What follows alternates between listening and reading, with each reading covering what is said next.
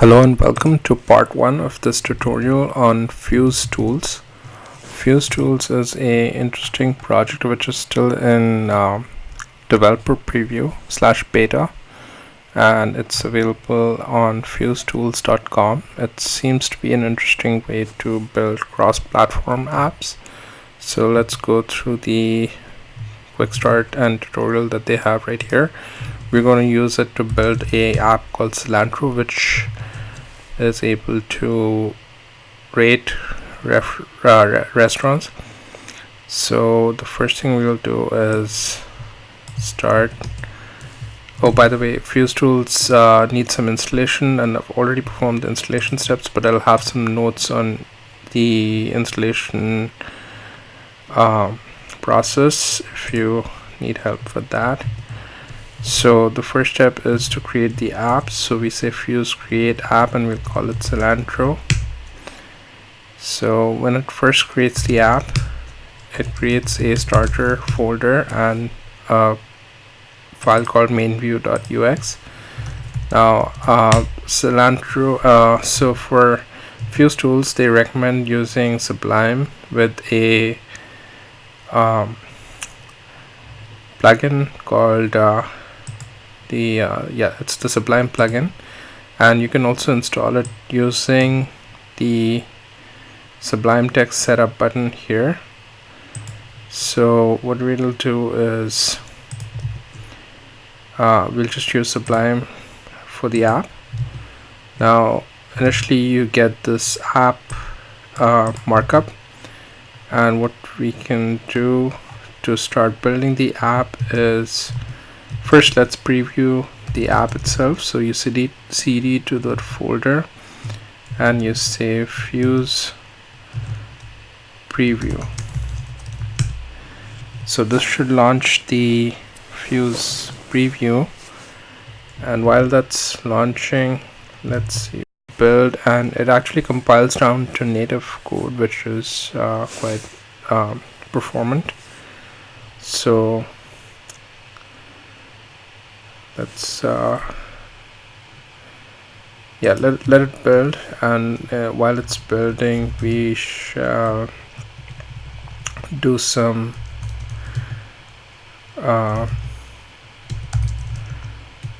let's check in the code we have. So I'll check in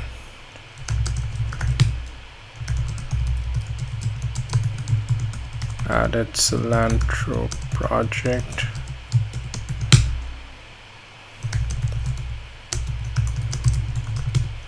Right there. So let's see if it's still running. Yeah, it's still building. It takes a while to build the first time. So wait for it.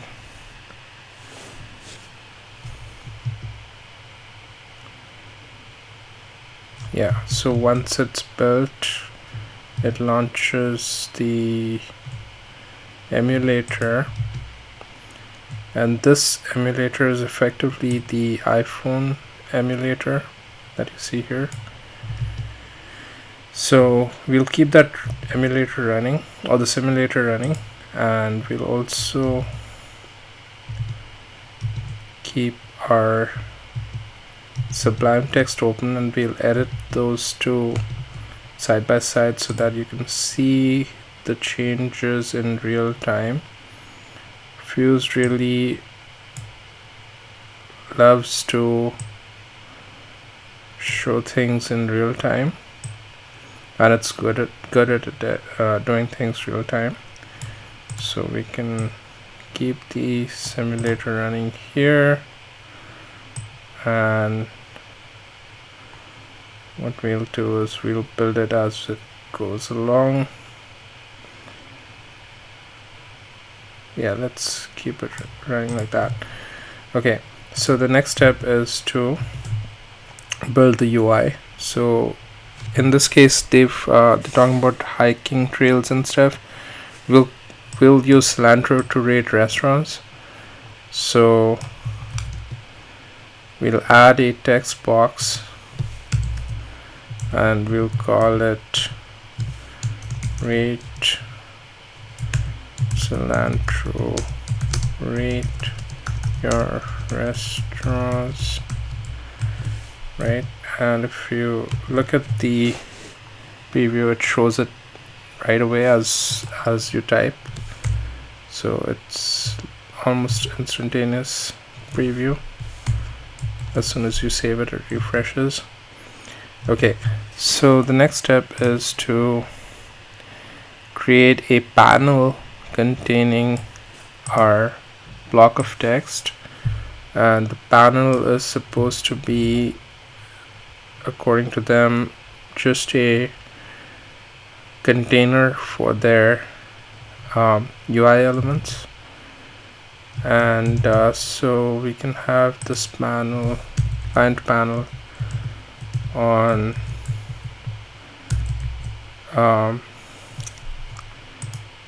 around the text box, and notice that that doesn't change the appearance of the text. So the next step is to add some JavaScript, and we can use the JavaScript to add any interactivity we need. So the JavaScript goes inside the client panel block, and the stack panel is what goes around the text element. So we have a stack panel block around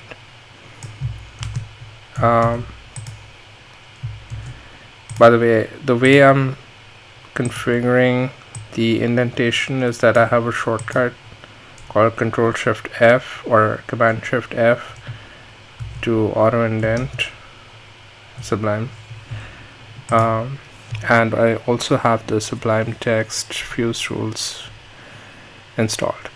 Okay, so the next step is I've given it a name, given a variable called we'll call it rate your restaurants,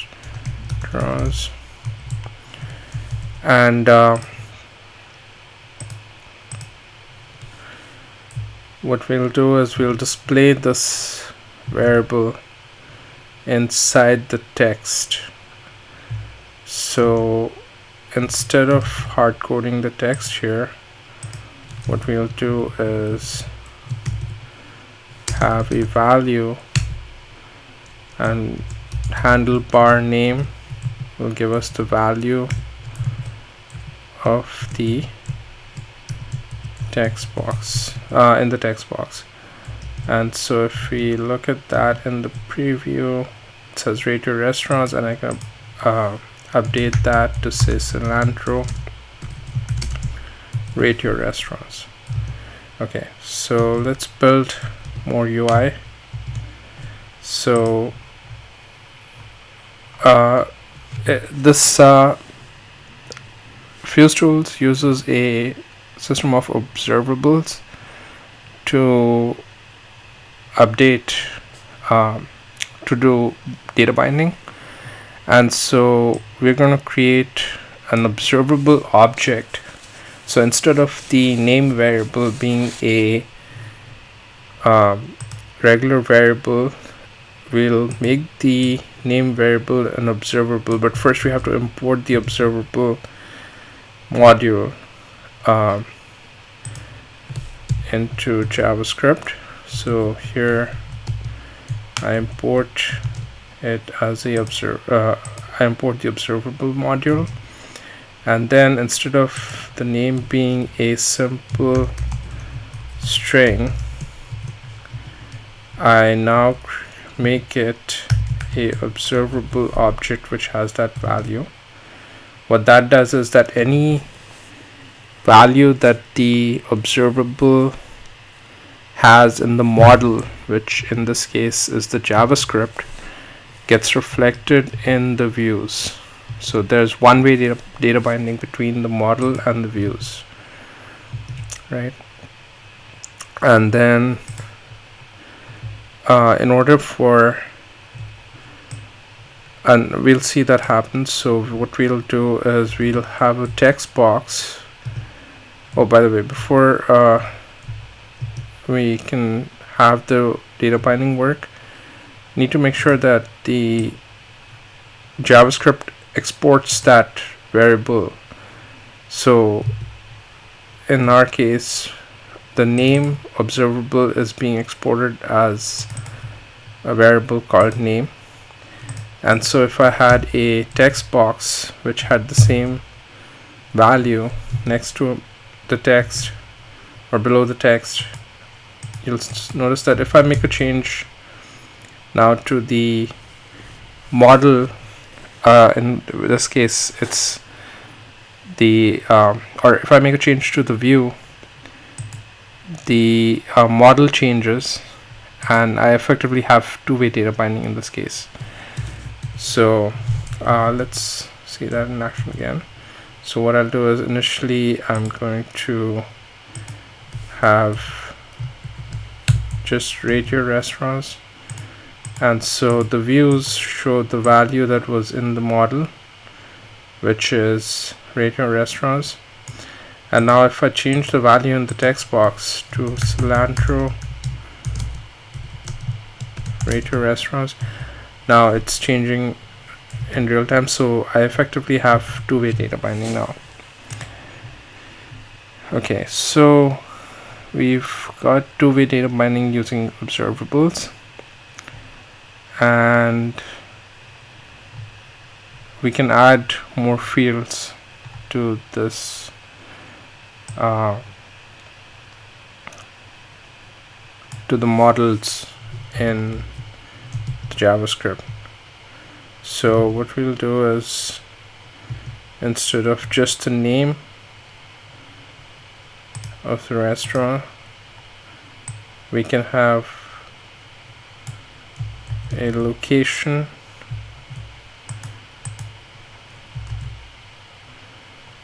and I'll just alter the comment slightly and say excellent restaurant, and also indent it correctly. And you can actually see that I have to export them as well. So export them in the JS using the module.exports syntax.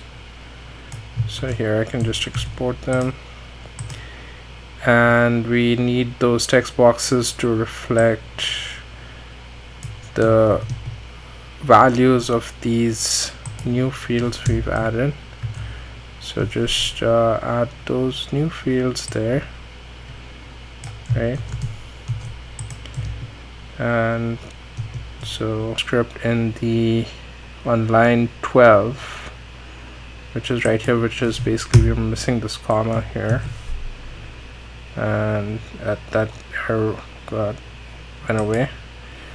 And so we have a restaurant, so we'll name this new